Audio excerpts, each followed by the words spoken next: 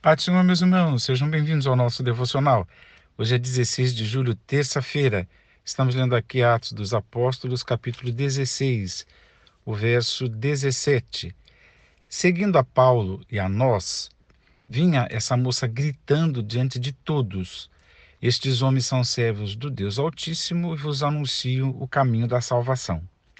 Atos 16 é o capítulo que mostra a viagem missionária agora do apóstolo Paulo, agora com Silas, depois daquele desentendimento com Barnabé.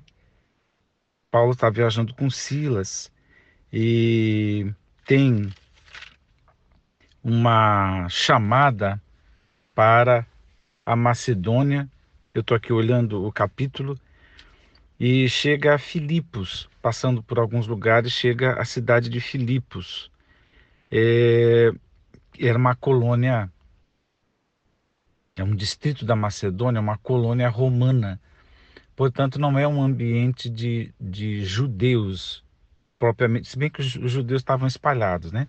Por causa da diáspora. Mas era uma predominância romana, uma colônia romana, a cidade de Filipos. Mais tarde, Paulo escreve aos Filipenses, como os irmãos bem sabem. E tem aqui a conversão da Lídia, que num dia de sábado, apóstolo Paulo prega, fica hospedada na casa da Lídia. Tem um episódio, que é esse que nós vamos refletir, que tem a ver com a expulsão de um demônio de uma moça, entre aspas, adivinhadora ou prognosticadora, e por conta desse, entre aspas, também exorcismo, né, o apóstolo Paulo e o Silas foram presos. E, e aquela passagem tão bonita, né? Que presos, por volta da meia-noite, cantavam louvores, oravam a Deus, um testemunho muito eloquente, né? E diz que os presos o ouviam até que veio um terremoto e libertou a todos. E no desespero do carcereiro responsável por aquela prisão, teve a conversão do carcereiro e de toda a sua família, o batismo dessa família e tudo isso, né? E depois Paulo nos dá aquela lição de como um crente pode sim fazer uso dos seus direitos civis, né? Como ele fez uso do direito por ser um cidadão romano. E então é esse capítulo fantástico, capítulo 16 de Atos. Então o que que acontece aqui quando Paulo liberta essa jovem? Qual era a rotina dessa moça? Vamos falar aqui bem rapidinho. Era uma escrava e possuída por um demônio que fazia adivinhações. E, obviamente, por ser escrava, os donos, não se importando com da onde vem esse poder mágico, né? Essa magia, não me importando com isso, talvez nem sabendo que haja demônios, na completa ignorância, mas também na completa ganância para obter lucro, fazia dessa moça uma ferramenta para se ganhar dinheiro. Então as pessoas iam atrás porque isso sempre existiu desde de lá de trás, desde lá da época do Moisés, e vamos falar dele ainda. Estas coisas existiam tanto que na lei de Moisés o próprio Deus deixa claro que não haja no meio de vós, ou seja, no meio de Israel, né?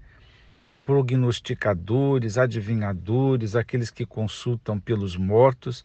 Então, que não haja no meio de vós, Deus não está dizendo estas coisas não existem, deixa de bobagem. Não, ele está dizendo que não haja no meio de vós. Por quê? Porque fora de Israel estas coisas existiam. E a gente tem um período terrível quando Manassés trouxe de uma forma institucional todas essas coisas que Deus não queria que Israel praticasse. entre magia negra, ocultismo e outras coisas. Mas é só uma citação. Ah, e, e a gente. Então, o que, que acontece aqui, voltando em Atos 16? É, não sabemos quantos dias, mas pelo menos mais de 2, 3 dias. Essa moça, todas as vezes que via Paulo, Silas, e o Lucas está acompanhando aqui, porque é ele quem registra isso, ele, o que que ela fala? Ela fala uma verdade, né?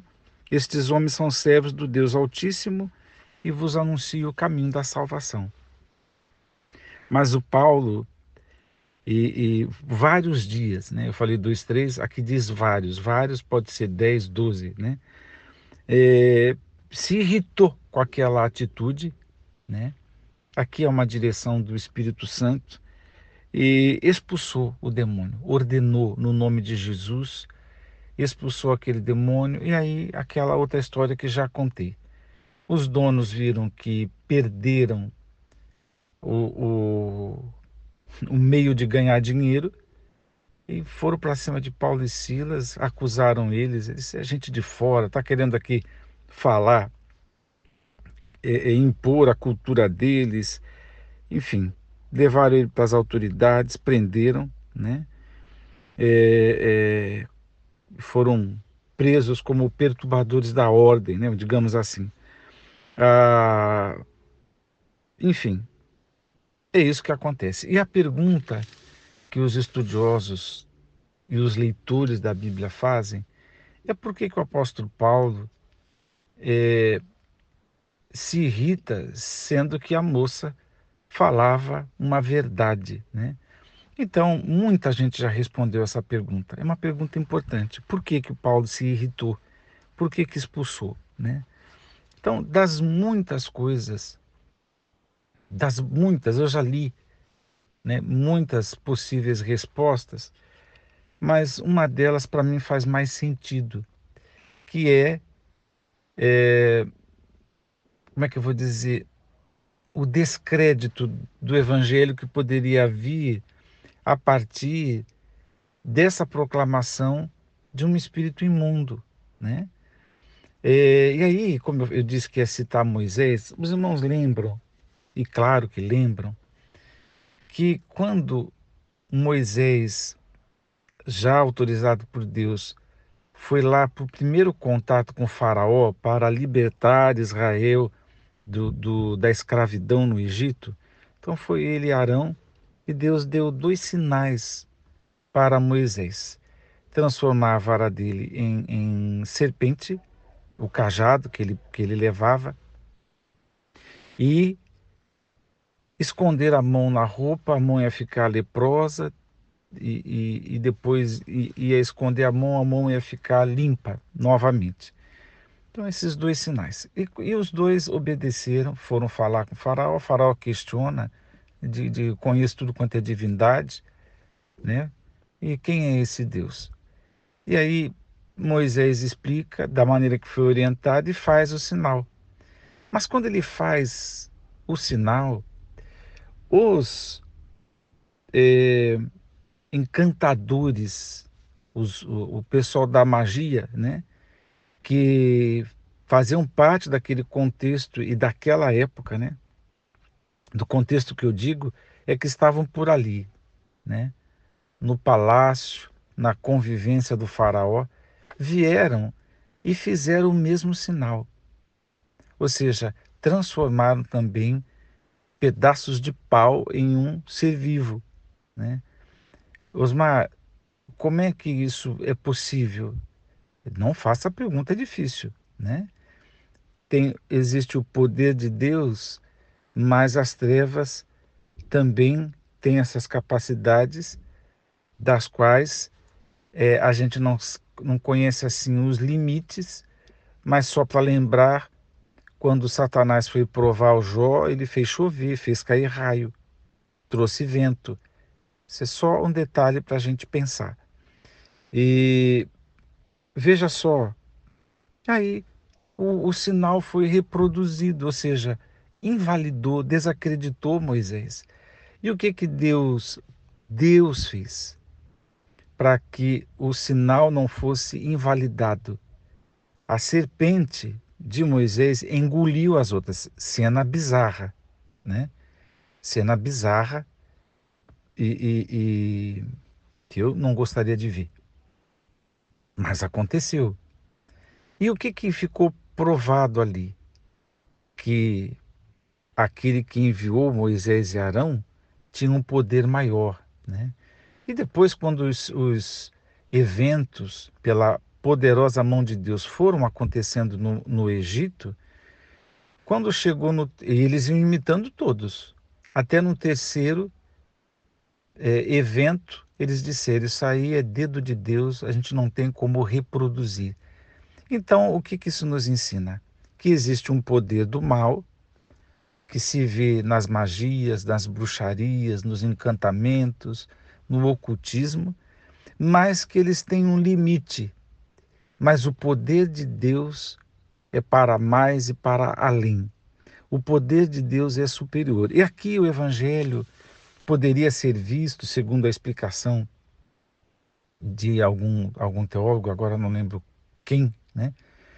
Ele explicou o seguinte: se o Evangelho começasse a ser pregado e era comum que Paulo e Silas orassem e enfermidades fossem, pessoas enfermas fossem curadas e coisas assim acontecessem, ora, aquele espírito imundo poderia invalidar. De que maneira?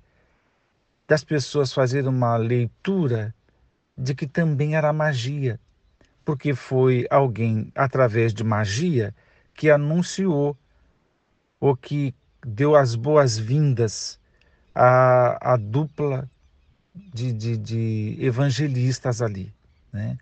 De alguma maneira, as pessoas iam olhar e dizer: realmente eles fazem coisas, mas a gente já sabia. Ou seja, a cobertura, a primeira fala, a, a ambiência ainda ia ser da fala de um espírito imundo. E isso poderia comprometer a pregação do evangelho ou achar que o evangelho era algo subordinado a essa magia ou algo parecido com essa magia aos olhos dos filipenses. O apóstolo Paulo expulsa o demônio e deixou claro: a gente não tem parte com isso, né? E aí, não um estudioso, mas o Osmar pensa e nem sempre está certo, eu fico considerando que quantas verdades a gente ouve a respeito de nós mesmos, a respeito do outro, mas são verdades na boca de espírito imundo e que a gente tem que expulsar, né? Eu vou dar alguns exemplos. Já repararam que às vezes na vivência de igreja todo mundo começa a falar determinada coisa e determinada coisa negativa, pessimista, mas que não deixa de ser uma verdade em si. Mas quando ela é reproduzida, isso é um ataque espiritual, são setas que o inimigo lança e começa a inflamar um monte de gente, incendiar um monte de gente, né? Coisas do tipo: olha, eu vou aqui jogar possibilidades só para a gente pensar. Uma verdade: aquela liderança daquela igreja é gente rude, é gente é, tipo espinheiro, é gente sem muito coração, sem amor. Isso pode ser uma verdade, mas quando isso vem é, querendo ter uma supremacia sobre toda uma congregação, essa verdade contribui para quê? Então, determinadas verdades na boca de potestade, na boca de demônio, só serve para invalidar o evangelho, só serve para prejudicar a obra de Deus, né? Ou então, frases do tipo: isso aqui não vai para frente, Ah, isso aqui, eu não sei. Os irmãos podem pensar em palavras que todo mundo fala, mas que só serve para a ruína, para o descrédito, para desmontar aquilo que o Espírito de Deus está construindo. Então a gente tem que ficar muito esperto, porque determinadas coisas são verdades, mas quando elas são reafirmadas, espiritualmente falando, a gente precisa ficar muito esperto, porque está todo mundo falando determinada coisa. Às vezes pode ser o gemido das ovelhas, mas às vezes pode ser algo parecido com esse momento aqui. Algo que todo mundo começa a falar e que todo mundo concorda que tem verdade, mas determinadas verdades servem para quê, né? Não sara ninguém, não contribui para nada. Que nem uma vez um irmão veio falar comigo a respeito de uma história do passado de uma igreja, algo que os antigos de uma determinada igreja fizeram. Aí ele veio me questionar, mas isso é verdade? Eu respeito tanto essa igreja, isso é verdade que aconteceu? E eu não disse se era verdade, se não era, mesmo desconfiando que era uma verdade. Mas eu disse, irmão, levantar essa história antiga de quase 50 anos atrás, 50 não, 90 anos atrás, portanto estou falando de uma igreja centenária. Levantar essa história de 80, 90 anos atrás contribui levantar na internet e fazer polêmica. Quem que lucra com isso? Quem que leva vantagem nisso? Isso abençoa quem? Então eu disse para o irmão, sem responder a pergunta dele, determinadas coisas que a gente fica querendo saber se é verdade ou não, contribui para quem? Se for para invalidar, prejudicar o evangelho, a vida de pessoas, a moral de uma família, a moral de uma pessoa, então a gente tem que tomar cuidado. Deus abençoe, meus irmãos. Espero que o Espírito do Senhor costure as minhas palavras no coração de cada um de vocês, na compreensão daquilo que possa ser aplicável ao entendimento e à vivência dos irmãos. Hoje eu falei demais mesmo. Vamos orar. Pai eterno, dá-nos a tua graça. Sê conosco, dá-nos sabedoria e nos ajude, Senhor, a ter discernimento sobre tudo que vemos e ouvimos e acatarmos e acolhermos aquilo que prospera o teu reino e que edifica-nos e aquilo que é pró-evangelho e não contra ele. Oro no nome de Jesus. Amém.